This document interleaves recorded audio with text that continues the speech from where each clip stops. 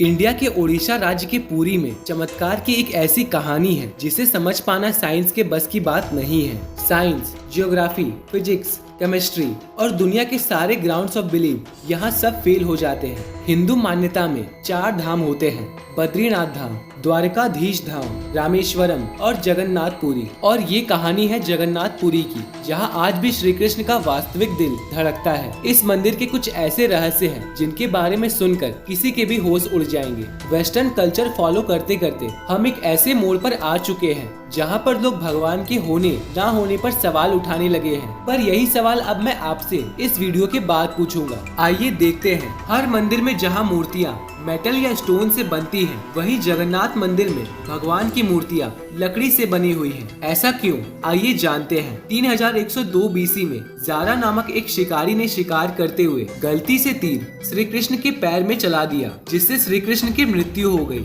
Zara ने श्री कृष्ण का देह संस्कार किया पूरे रीति रिवाजों के साथ, पर देखा कि एक चमकने वाली चीज जो कि लोहे की है वो अब तक जली नहीं है। जारा को ये समझ नहीं आया कि ये है क्या, तो उसने उसे उठाया और बेचने के लिए निकल पड़ा। पर उसको खरीदना तो दूर, किसी ने उसे हाथ भी नहीं लगाया। आखिरकार जारा ने थक हार कर उस लोहे की चीज को एक लकड़ी पर रखा और उसे पानी में बहा दिया। गुप्त साम्राज्य के समय अवंती के राजा इंद्रद्युम्न, जो कि विष्णु जी के बहुत बड़े भक्त थे, उन्हें एक दिन सपने में आकर विष्णु जी ने एक नदी में डुबकी लगाने को कहा और ये भी कहा कि एक लकड़ी के तने में मैं तुम्हें उस नदी में मिलूंगा। इस सपने को देखकर राजा अगले दिन डुबकी लगाने चले गए। डुबकी लगाते वक्त राजा को नदी में थोड़ी ही दूर एक लकड़ी का तना भी दिखा। बिना देर के राजा तने तक पहुँचे और उस तने को महल में ले आए। फिर राजा ने बहुत नामी काश्तकारों को बुलाया, पर उनमें से कोई भी लकड़ी से एक मूर्ति नहीं बना पाया। कई दिन बीत जाने के बाद एक काश्तकार महल में आया और उसने राजा से कहा कि ये मूर्ति मैं बनाऊंगा, पर मेरी एक शर्त है। राजा ने काश्तकार से उसकी शर्त पूछी, क्योंकि राजा किसी भी शर्त को मानने के लिए तैयार थे। तो काश्तकार ने कहा, मूर्ति बनाने के लिए मुझे पूरे 21 दिन का समय चाहिए और मैं चाहता हूँ कि 21 दिन से पहले ना तो कोई मुझसे बात करे, ना मिले और ना ही मेरे किसी भी काम में विलम्ब डाले। राजा ने खुशी खुशी ये शर्त मंजूर कर ली। मूर्ति बनने का काम शुरू हुआ। रोज मूर्ति बनने की आवाजें भी आती थी, पर धीरे धीरे वो आवाजें बंद हो गई। अवंती की रानी को लगा कि शायद भूख प्यास से काश्तकार मर चुका है, इसीलिए उन्होंने जहाँ मूर्ति का काम चल रहा था उस कमरे के दरवाजे को खुलवाने की जिद की और राजा को उनकी बात माननी पड़ी। जैसे ही दरवाजा खुला तो उन्होंने ये देखा, वहाँ कोई काश्तकार था ही नहीं। सिर्फ और सिर्फ 3 मूर्तियाँ थी, भगवान जगन्नाथ, उनके भाई बालभद्र और उनकी बहन सुभद्रा। और उसे जगन्नाथ जी की मूर्ति में मेटल वाली चीज भी रखी गई थी, जो कि कुछ और नहीं, श्री कृष्ण का धड़कता हुआ दिल था। ये कोई नॉर्मल ह्यूमन हार्ट नहीं, ये एंशिएंट एडवांस टेक्नोलॉजी का क्लियर सबूत है। ये हार्ट एनर्जी ट्रांसमिट करता है और हम सब ने तो ये पढ़ ही रखा है, stones and metal are good conductor of electricity and wood is a bad conductor of electricity. इसीलिए जगन्नाथ मंदिर में मूर्ति लकड़ी की बनाई जाती है। सिर्फ यही नहीं, हर 12 साल में एक बार भगवान की नई मूर्ति स्थापित की जाती है और भगवान के दिल को उस मूर्ति में शिफ्ट किया जाता है। ये किया इसलिए जाता है क्योंकि जो एनर्जी ट्रांसमिटिंग डिवाइस या श्री कृष्ण का दिल मूर्ति में होता है, इतनी एनर्जी ट्रांसमिट करता है कि वो लकड़ी एक वक्त के बाद खराब हो जाती है और इसीलिए उसे बदलने की जरूरत होती है। पर इसे बदलने की प्रक्रिया इसी की तरह काफी रोचक है। हर 12 साल में एक दिन ऐसा होता है जिस दिन मंदिर में किसी को एंट्री नहीं मिलती।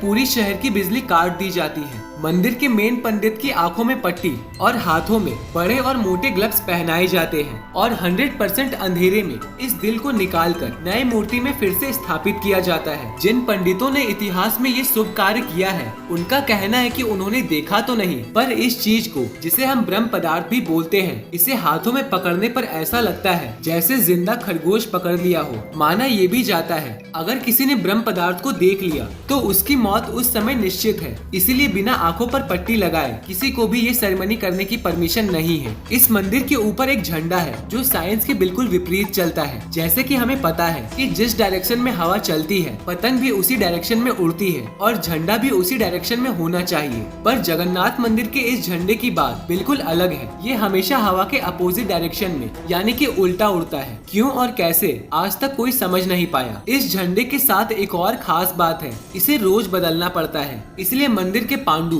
214 फीट ऊपर लगे इस झंडे को बदलते हैं, क्योंकि कहा जाता है अगर किसी दिन ये झंडा नहीं बदला गया तो मंदिर 18 सालों के लिए बंद हो जाएगा। मंदिर में आए भक्तों के बीच रोज प्रसाद बांटा जाता है, उनके लिए वो प्रसाद बनाया जाता है और जगन्नाथ मंदिर में होने वाली हर चीज में कहीं न कहीं भगवान की कोई न कोई लीला छुपी हुई है। मंदिर में रोज 500 लोगों के लिए प्रसाद बनता है और कभी कभी भक्तों की संख्या हजारों में भी चली जाती है, पर जगन्नाथ मंदिर में भक्तों के लिए प्रसाद कभी कम नहीं पड़ा। दिन भर मंदिर में प्रसाद बांटा जाता है, पर कहते हैं आज तक इस मंदिर में एक भी दाना प्रसाद न कम पड़ा और न ही व्यर्थ गया। पर ऐसा एस्टिमेशन इंसानों के लिए करना तो बहुत ही मुश्किल है और ये बात यही खत्म नहीं होती। प्रसाद बांटने की तो मिस्ट्री है ही, उससे बड़ी मिस्ट्री है प्रसाद बनने की। लकड़ी की आग पर 7 मिट्टी के बर्तनों को एक के ऊपर एक रखकर प्रसाद बनाया जाता है। साइंस और लॉजिक कहते हैं कि सबसे पहले सबसे नीचे वाला बर्तन का प्रसाद पकना चाहिए, पर पुरी के जगन्नाथ मंदिर में साइंस और लॉजिक नहीं चलते। इन 7 बर्तनों में सबसे पहले सबसे ऊपर रखे जाने वाला बर्तन का प्रसाद पकता है,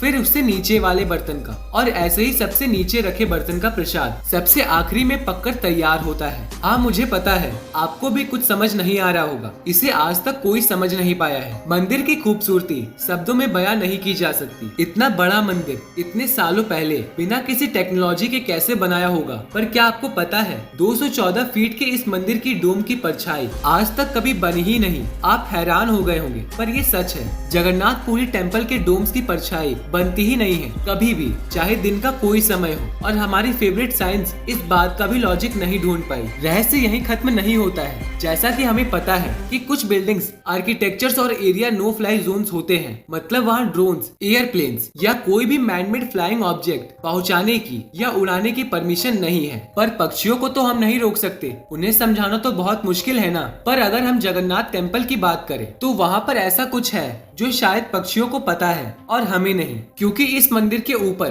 कोई भी ड्रोन, कोई भी एयरप्लेन या कोई भी पक्षी कभी नहीं उड़ता। आपने देखा होगा मंदिर के छत पर या बड़ी बिल्डिंग पर पंछियों को बैठे हुए। कभी जगन्नाथपुरी जाएंगे तो देखिएगा, वहाँ आपको कोई भी पक्षी जगन्नाथ मंदिर की छत पर या उसके डोम्स पर बैठा हुआ नहीं मिलेगा। पर कंफ्यूज करने वाली बात ये है कि कैसे एक बेजुबान पक्षी ये जानता है कि इस मंदिर के ऊपर से उड़कर नहीं जाना है। आइए फिर से चलते हैं जगन्नाथ मंदिर की मिस्ट्रीज की तरफ। सुदर्शन चक्र, ये नाम तो आपने सुना ही होगा। सुदर्शन चक्र भगवान विष्णु का अस्त्र है, ये अधर्म का विनाश करता है। जगन्नाथ मंदिर के टॉप पर एक सुदर्शन चक्र है और उसे आप जिस भी डायरेक्शन से देखोगे उसकी फेसिंग आपकी ही तरफ होगी। भगवान जगन्नाथ, जिनके नाम का मतलब ही है जगत के नाथ, इनके मंदिर में लाखों श्रद्धालु अपनी आस्था और प्यार भगवान के लिए लेकर आते हैं। पर इस मंदिर में सिर्फ हिंदुओं को दर्शन करने की अनुमति है, किसी भी और धर्म के इंसान को दर्शन बाहर से ही करवाए जाते हैं और दर्शन करवाकर भेज दिया जाता है। जैसे कि हमारी पूर्व प्रधानमंत्री इंदिरा गांधी जी,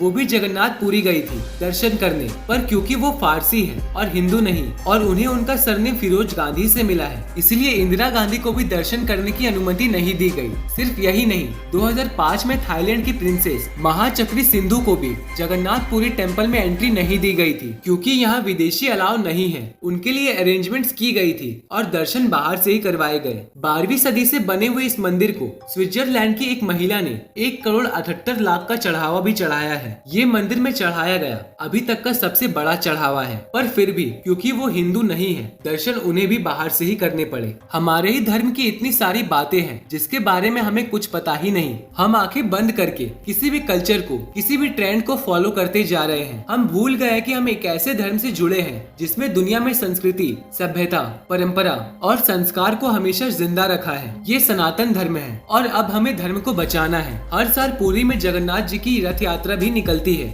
ये 9 दिनों का त्योहार होता है जिसमें भगवान श्री जगन्नाथ, देवी सुभद्रा और भगवान बालभद्र तीनों को गर्भगृह से निकालकर रथ पर बिठाकर यात्रा करवाई जाती है। माना जाता है ये यात्रा इसलिए निकाली जाती है क्योंकि भगवान 9 दिनों में प्रजा के बीच आकर प्रजा के सुख दुख को खुद देखते हैं और इस यात्रा में लाखों करोड़ों भक्तों की भीड़ हर साल इस रथ यात्रा का हिस्सा बनती है। जगन्नाथपुरी मंदिर की मिस्ट्री यहाँ खत्म नहीं होती और भी बहुत सारी कहानियाँ हैं जो हम नहीं जानते। जैसे कि हर साल भगवान 15 दिन के लिए बीमार पड़ते हैं और भक्तों के लिए मंदिर में दर्शन बंद कर दिए जाते हैं। आशा है ये वीडियो आपको अच्छा लगा होगा। अब आपसे ये पूछना चाहता हूँ, भगवान सच में होते हैं?